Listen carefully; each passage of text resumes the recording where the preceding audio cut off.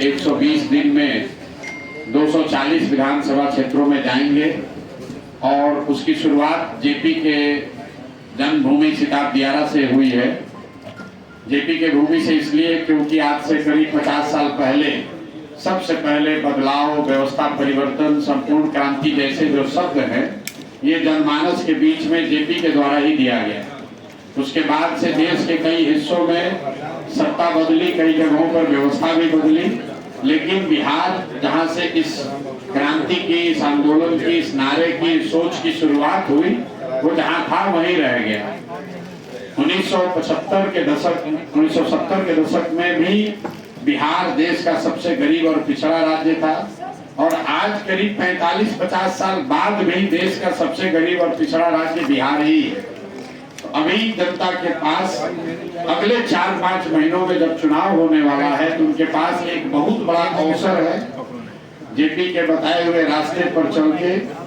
संपूर्ण क्रांति का, व्यवस्था परिवर्तन का,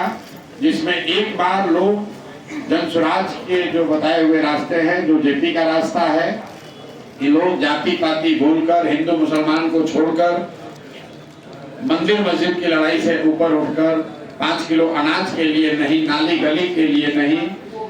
अपने बच्चों की शिक्षा रोजगार के लिए वोट दें। इसी संदेश को लेकर जनसुराज में मैं और मेरे सारे साथी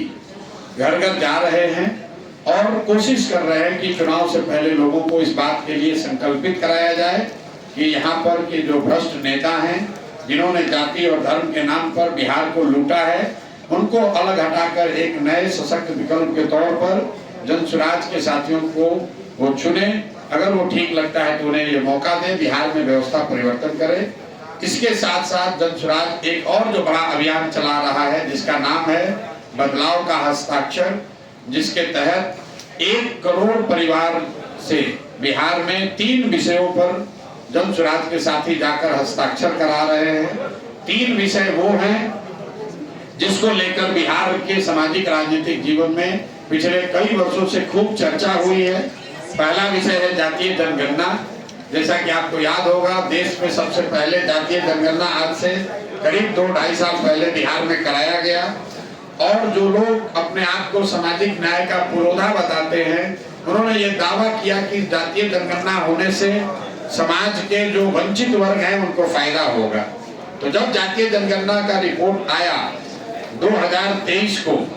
7 नवंबर को सदन में रखा गया बिहार विधानसभा में,